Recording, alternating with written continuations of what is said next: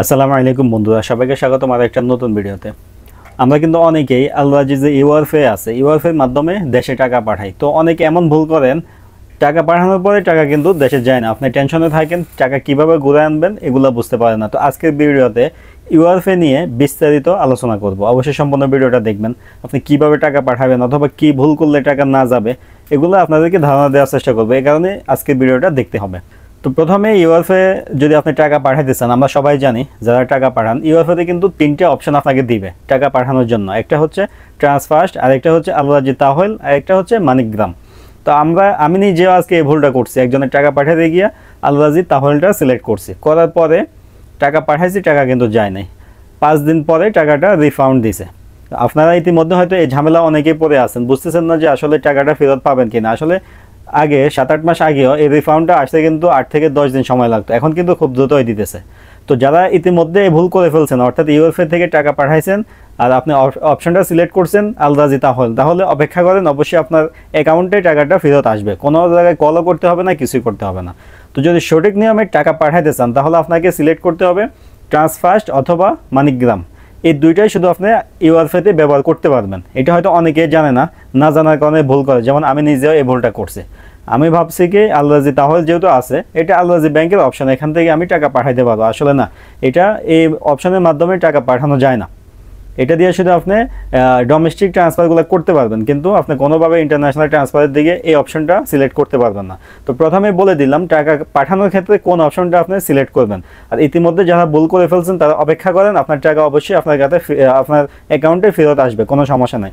আমার নিজেরও এসে গেছে, আমিও টেনশনে ছিলাম। 5 দিন তো লাগার কথা না, পরবর্তীতে দেখলাম যে না, টাকাটা রিফান্ড আসে। আমি কিন্তু কোনো হেল্পলাইন বা কোথাও কলও দিই নাই, মেসেজও করি নাই, কিছুই করি নাই, অপেক্ষা করছি। পরবর্তীতে আমার টাকাও ফেরত আসে।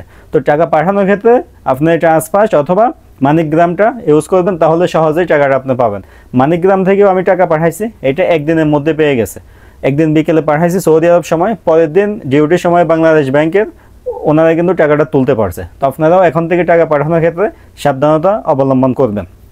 আপনাদেরকে এই স্ক্রিনে আমি দেখাই, যারা হয়তো এটা খেয়াল করে নাই, একটু দেখেন যে কি কি অপশনগুলো আসে ইউএফএতে। তো স্ক্রিনে আপনাদের খেয়াল করেন,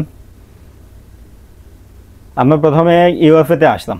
আসার পরে আপনি এখান থেকে আমি টাকা রেট চেক করার সিস্টেমে আপনাদেরকে দেখাই। দেখেন এখানে প্রাইস এস্টিমেটর লেখা আছে, এটার মাধ্যমে চেক করা যায়। তো আমরা এখানে দিলাম, দেওয়ার পর আপনাকে কিন্তু কান্ট্রিটা সিলেক্ট করতে হবে, যেভাবে করেন। তো কান্ট্রিটা আমি সিলেক্ট করে দিলাম। দেওয়ার পর আপনাকে একটা ডেলিভারি অপশান, ব্যাংকে পাঠাবেন নাকি ওয়ালেটে অর্থাৎ বিকাশ বা নগদ, এগুলাতে এখান থেকে ব্যাংকটা আমি সিলেক্ট করলাম। এরপরে নেক্সটে দিলাম আমাকে কারেন্সি, আমাদের দেশের কারেন্সি টাকা, আমি টাকাটা সিলেক্ট করলাম। এরপর আমি ধরেন 1 রিয়াল সমান কত হয় এটা চেক করতে গেলাম। দেখেন এখানে মূলত এখানে আসার পরে আপনি কিন্তু দেখতে পারবেন যে কাহিনিটা কি। দেখেন এখানে কারেন্সিটা সিলেক্ট করার পরে আমি 1 রিয়াল সমান দেখালাম। এখানে আসার পর আপনি দেখেন এখন কিন্তু আজকে আমাদেরকে দুইটা অপশন দিয়েছে, ট্রান্সফার্স্ট এবং কি আলরাজি তাহল। এখানে নিচে কিন্তু মানিকগ্রামও থাকে, আজকে যে কোনো কারণে এটা নেই। তো যদি থাকে আপনি এখান থেকে অবশ্যই যে আলরাজি তাহল মাঝে যে অপশনটা, এটা কখনোই সিলেক্ট করবেন না। আপনাকে করতে হবে অবশ্যই ট্রান্সফার্স্ট অথবা মানিকগ্রাম টাকা পাঠানোর ক্ষেত্রে। যদি আপনি আলরাজি তাহল সিলেক্ট করেন, তাহলে কিন্তু আপনি ঝামেলা পড়বেন। তো টাকা পাঠানোর জন্য আপনার অ্যাড করতে হবে বেনিফিশিয়ারি অ্যাড করা কিন্তু খুবই সহজ। আপনি এখানে আমার দেখেন, আমি দেখাইতেছি আপনাকে, আমার কিন্তু 2টা বেনিফিশিয়ারি অ্যাড করা আছে। আপনি যদি নতুন করে করতে চান, আপনাকে ইন্টারন্যাশনাল ট্রান্সফারে আসলেন, এরপর নিচে অ্যাড নিউ বেনিফিশিয়ারিতে দিলেন। দেওয়ার পরে বা আমরা কান্ট্রিটা সিলেক্ট করব বাংলাদেশ, আপনার যে দেশ আপনি করে দেবেন। এরপরে কিসে আপনি পাঠাবেন, আমি এখানে ব্যাংক ডিপোজিটটা দেখাই। তো আমি ব্যাংক ডিপোজিট দিলাম, এরপরে কারেন্সিটা সেট করলাম। করার পরে এখানে দেখেন আমাকে বেনিফিশিয়ারি অ্যাড করা, অর্থাৎ আমার বাংলাদেশে আমি যার অ্যাকাউন্টে টাকাটা পাঠাবো তার সমস্ত ডিটেলসটা এখানে দিতে হবে।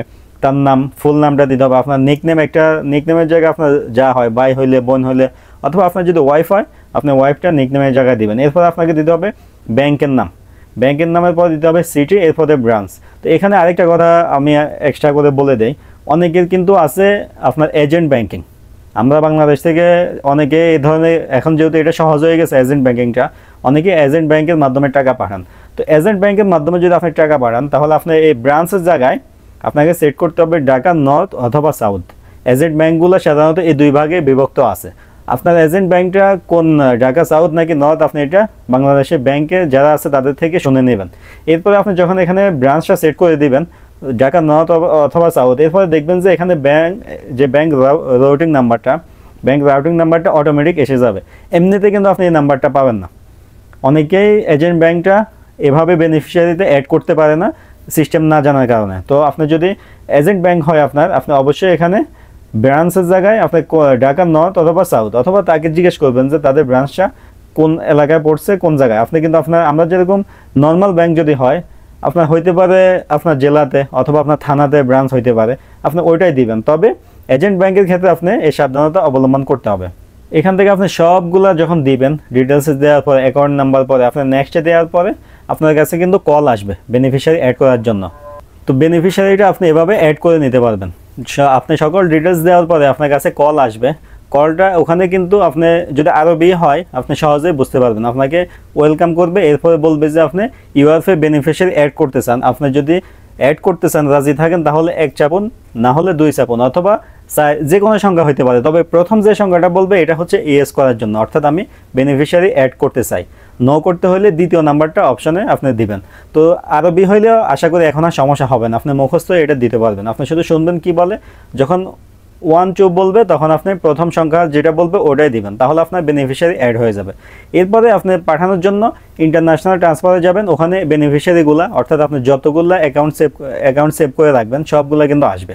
যে কোনো একটা আপনি সিলেক্ট করে টাকাটা পাঠিয়ে দিতে পারবেন। আর টাকা পাঠানোর ক্ষেত্রে অবশ্যই ট্রান্সফার অথবা মানিগ্রামটা আপনি সেট করবেন। অন্যটা যদি দেন অর্থাৎ আল্লাজি, তাহলে আপনার টাকাটা যাবে না, এটা আবার পুনরায় রিফাউন্ড হবে। তবে এটার জন্য আপনার সময় লাগবে, হয়তো আপনার ইমার্জেন্সি টাকার প্রয়োজন, আপনার কিন্তু সাথে সাথে এটা পাইলেন না।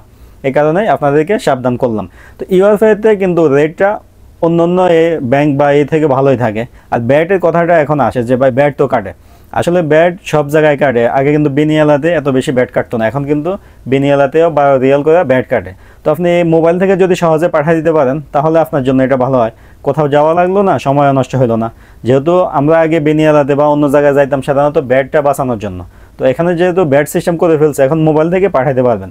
মানিগ্রাম আর বিনিয়ালার ব্যাট কিন্তু প্রায় কাছাকাছি, 1-2 রিয়াল এদিক সেদিক থাকে। আপনি যদি মোবাইল থেকে পাঠান আপনার জন্য এটা বাড়তি একটা সুবিধা, এবং কি দেশের জন্য ভালো। টাকাটা বৈধভাবে গেল, বিকাশে দিয়ে দিলেন, হুন্ডিতে দিয়ে দিলেন, এটা কিন্তু কারোই লাভ হলো না, তাদেরই লাভ হলো। তো আপনি চেষ্টা করবেন ইউআরএফের মাধ্যমে হোক অথবা আলরাজি অ্যাপসের মাধ্যমে হোক আপনি ব্যাংকের মাধ্যমে টাকাটা পাঠানোর জন্য।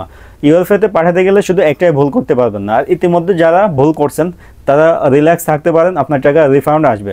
অনেকে বলে যে হেল্পলাইনে কল দেওয়ার জন্য, আসলে হেল্পলাইনে হয়তো আগে দেওয়া লাগতো, ইউআরএফে যখন থেকে শুরু হয়েছে একটু ঝামেলা ছিল, তবে এখন অটোমেটিক রিফান্ড হয়। যেহেতু আমার হয়েছে, আমি নিজে এটা পাইছি, এই কারণে আপনাদেরকে বলতে পারতেছি। হয়তো 8-10 দিন সময় লাগবে, সময় এদিক সেদিক হইতে পারে, তবে টাকাটা অবশ্যই রিফান্ড আসবে। তাহলের মাধ্যমে টাকা ইন্টারন্যাশনাল ট্রান্সফার হয় না, যার কারণে টাকাটা আপনাকে রিফান্ড দিয়ে দিবে। তো ইউআরএফ সম্পর্কে কীভাবে খুলতে হয় বা কীভাবে রেজিস্ট্রেশন করতে হয়, যদি এই বিষয়ে জানতে চান কমেন্ট করেন, অবশ্যই আপনাদেরকে একটা ভিডিও বানিয়ে দিব এবং কি একদম লাইভ দেখাই দিব কীভাবে বেনিফিশিয়ারি অ্যাড করবেন, কীভাবে টাকা পাঠাবেন। যদি কমেন্ট করেন অথবা আপনি জানতে চান আমার কাছে, তাহলে অবশ্যই আমি একটা ভিডিও করব। এই ভিডিও যদি ভালো লাগে অবশ্যই ভিডিওতে লাইক দিবেন। এই ধরনের ভিডিও যদি আরও পেতে চান অবশ্যই চ্যানেলে সাবস্ক্রাইব করবেন। দেখা হবে নতুন একটা ভিডিওতে। আজকে এ পর্যন্তই, ভালো থাকবেন, সুস্থ থাকবেন, আল্লাহ হাফেজ।